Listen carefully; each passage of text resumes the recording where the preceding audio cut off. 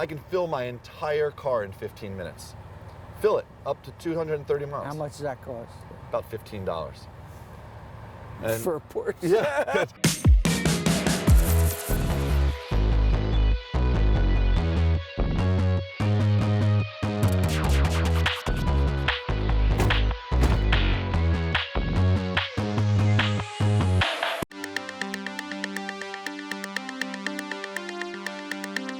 Our employees, I'm paying for their gas.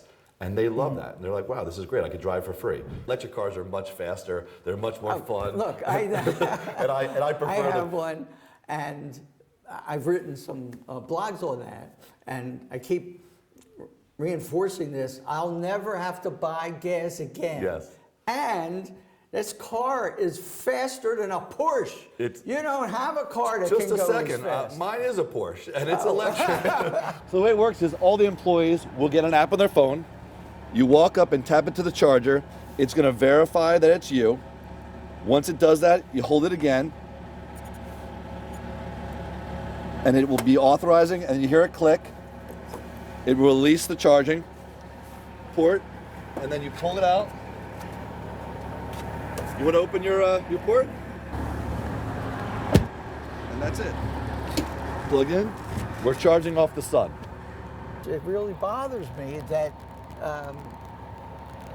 the dealerships have a negative incentive, it seems like, to sell these cars.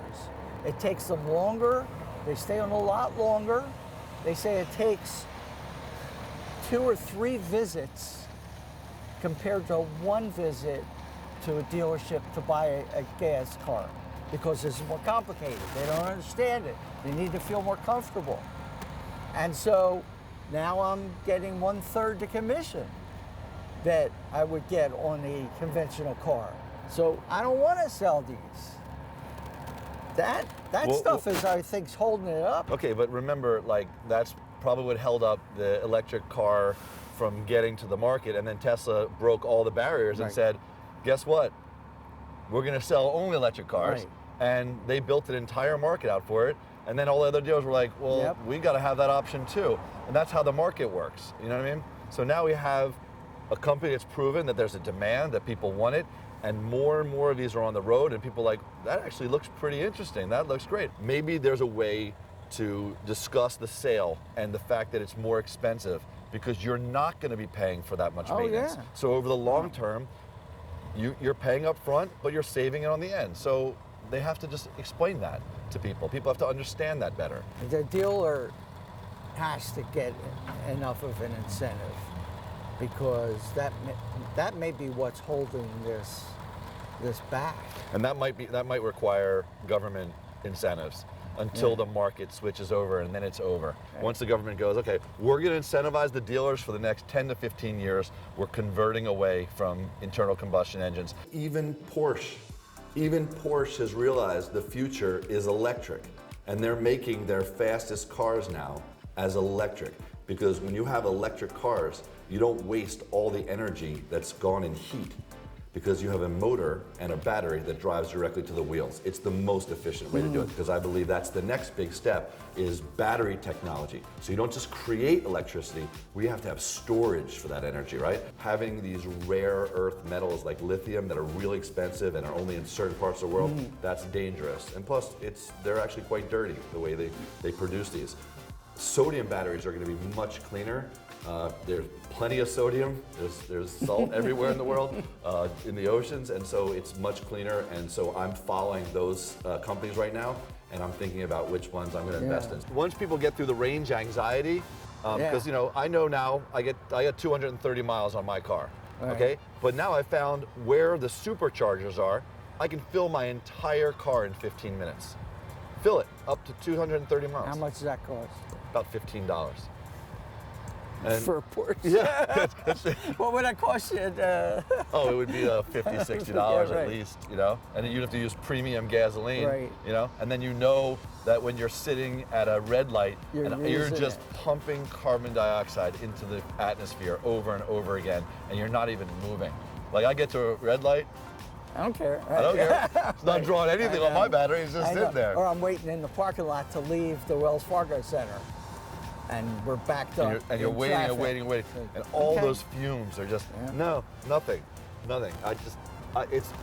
It's a dream. I absolutely love it. To give you an idea of how far back Aaron's passion for electric cars has gone, the first Tesla ever made, that's how far back it goes, and it continues. Once you have the passion, you're never gonna lose it. How do you like it? That's You wanna see if amazing. Let's see if you can get in it. I'll help you out. Right? So the Roadster, one of the cool things about it is that it's tight enough, and it just pops off like this. So to make it a convertible, I just press these two buttons here and here, and the whole roof is off. It's not easy to get into. I'm 6'2", but I can do it like this.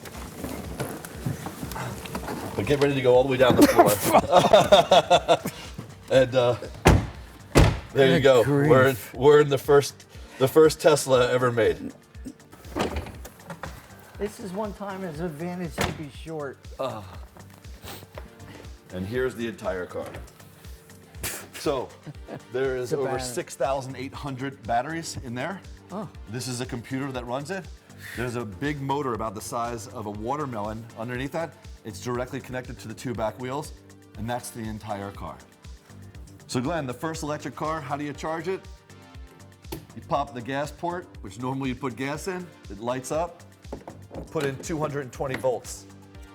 And right now it's making its connection. It will change colors and start flashing, and when it's all done, it will turn green. And that's it. What do you think about the first electric car? and not just electric car, I mean, it looks like it's the most amazing sports car, and it's all carbon fiber. Look, it took the success of Tesla to give everybody else the belief that this could actually be done. You know, when GM made the first electric cars, what was it, back in the 90s? Yes. And then, And it got squashed. right. they Well, this killed- this proved that electric could be sexy, could be fun. I hear people that are kind of always against progress and resistant to progress. Listen to all of the myths related to it. But my theory is you make these cars cheap enough and it'll almost force the population to switch. Yeah. All right? You don't like solar power, solar panels on your roof? How about if I cut your electric bill in half? Correct. Is that good enough for Yep. you? And how Is that about the enough government gives incentive? you a tax incentive to do it Right. on top of it? Right. Yeah, there's no question about it. And that's the evolution of the electric business. The price will keep going down. Yeah, it's just like when computers first came out, and computers These were are thousands of dollars. thousands and thousands and thousands. Now it's a commodity. It's the same as when, you know, the flat screen TVs come out, and now what, they're in Costco for $100. right. Like, it's going to take more adoption, and the more adoption and the more volume, then you get economies of scale, and the entire price of the market comes down, and it becomes affordable for everybody. And that's what we need to do. Like, it just blew away all the myths of what an electric car could be, and now they're going to make it for the masses. And you said Tesla made millions of cars. Millions. It's incredible. And the inspiration for millions more. To Yeah, it's me, a great that's, success story. That's the best thing, is that it took a leader to revolutionize a whole industry. And, you know, in a way, that's the way I look at you. You're a leader and helping to inspire other industries to follow your footsteps. Like I said, it has to be a win-win. If it's going to be something where everyone, the naysayers can always, you know, nitpick all of the issues with it. No, once you're like, oh, and just, by the way, it's going to make you money. Oh, it's going to get tax incentives. Oh, you have less maintenance on your car. Oh, and by the way, it's super fast. It's fun to drive. Like, my Porsche is the best car I have ever driven, and I've driven them all. It is the fastest. It's the best handling. It is the most luxurious. It's everything about it is perfect. You can't have an argument against that car. You just can't. The only argument is the range, the expense and the range, right? So they're going to solve those, but you have to get more people in.